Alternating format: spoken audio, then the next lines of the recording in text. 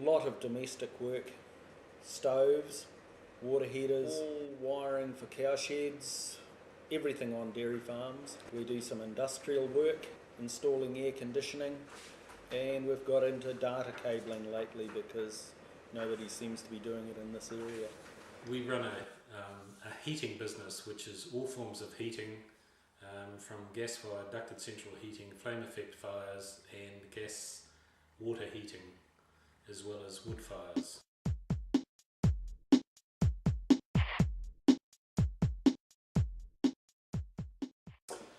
Right, an estimate is when someone rings and they want to know approximately what something is going to cost. Is it going to cost $100 to put in a Tastic unit or $300? And you do it over the phone and you come in somewhere within 15 to 20% of the finished price. Whereas a quote is actually written down and posted out to them, and they send it back to you before you actually attempt the job, and it is fixed at that. Even if it's just a washing machine repair, that is a verbal contract over the phone that they have contracted us and we have contracted to go and do the job.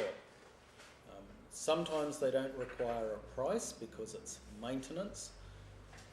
They just accept that it's going to be X when we do it. But if it's a house alteration and they want a quote,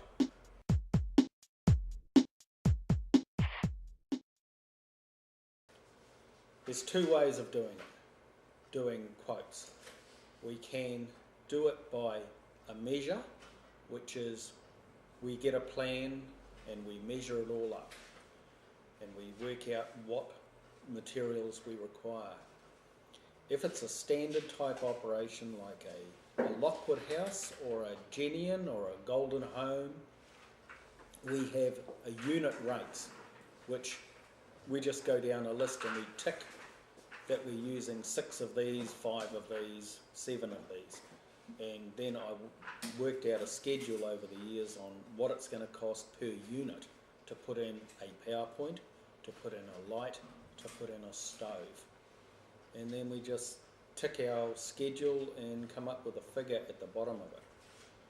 And when we do it on a schedule with a unit, a PowerPoint has the cost of the materials and the labour attached.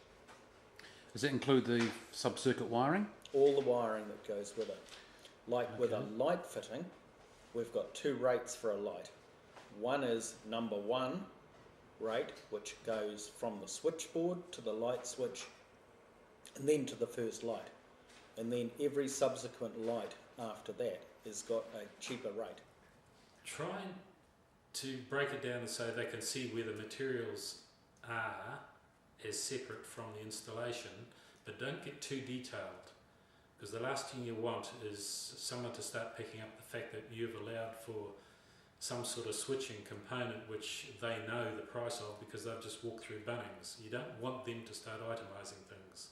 So, not screwing Bunnings, but you can be fairly general. The word installation covers labour and sundry materials. Then you can separate your major components out. In some cases, the smaller jobs, we just say list everything, don't price anything until you reach the bottom and just pay for the total sum of. The main thing you have to be sure of is that you're getting all the information, because if you get a job where a builder walks in with a piece of paper and says price on this, you can get caught out where there's not enough info on what the customer wants. And if the customer is dogmatic about things, they'll hold you to your contracted price, when in fact it's not what they wanted and it's not what they originally wanted. And knowing what type of wall cladding they're going to have and whether you need to bring in additional drilling machines, cutting machines, especially if it's an older restoration and it's a concrete building. or if you're working at height. It's unbelievable that once you get up on scaffolding, how slow a job takes. Most jobs you have variations. You'll get out to a job and while you're here, can you do this? And that's where it all changes. But even then, you still stick to your quoted price plus your variation.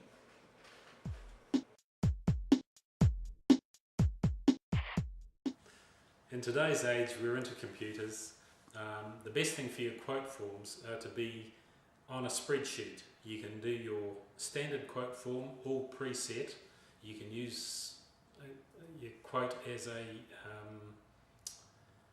in the form of a spreadsheet. So as you do the extensions and your totalings, it's automatic. It's you're not doing the adding. And if you're doing a quote for an alteration, save that spreadsheet, and if it's a standard one, save the quote I should say, so you can bring it up and use it as a template for future jobs. It's time saving, and also it's a good check on the next time you do a similar job that you're allowing for the similar sort of things. Right, tools of the business are using a schedule, making sure that your pricing is right up to scratch, getting a decent set of plans. Now, doing a floor plan, if all the builder provides you is a floor plan of the site, you can get caught out in various places. If it's a large house, instead of a 2.4 ceiling, they can have 3 metre ceilings. Now, you start adding that up with a bit of wire, and you'll find out that you've got an extra 200 metres of cable in the place that you haven't allowed for. So that, and getting a set of plans which are actually to scale. If you start running a scale rule around at 100 to 1 and the scale is actually a 125 to 1, been caught out there, and especially when they come through over the facts. You've got to have decent paperwork with it. Okay.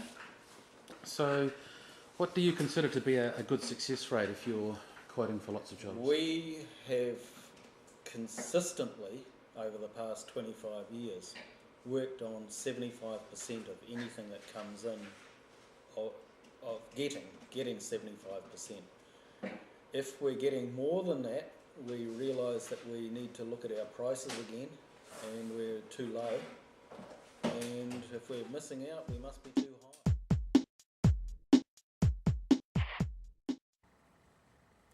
Occasionally, there's what we call minor disasters. You've put out a quote, you've been in a bit of a hurry, and while you're looking after it, after the client's got it, you suddenly notice that either you've put something in, a large item at cost, or that you've actually left something out. At this stage, it's not a contract. They can't force you to take that quote. I would just go straight to them and say, hey, look, I've forgotten this. It's going to affect the quote, and this is it. If it's, on the other hand, you don't even pick it up until after you've started the job, that becomes a little more complicated because you're under the law of contract now. And the best you can do is say, hey, I've forgotten this, we're committed to this job, I would like, and make them aware of it. And it's best to be upfront, honest, and it's happened to us once, and they've agreed to say, yes, it was a genuine mistake, and they actually paid for it, even though we gave them a very good discount.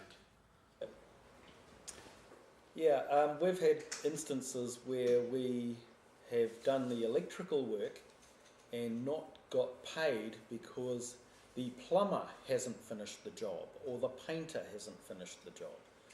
And those instances, we were held out for 9 months on our payments. That was $93,000 because the building leaked because the architect designed it wrong. Now that's a strange situation.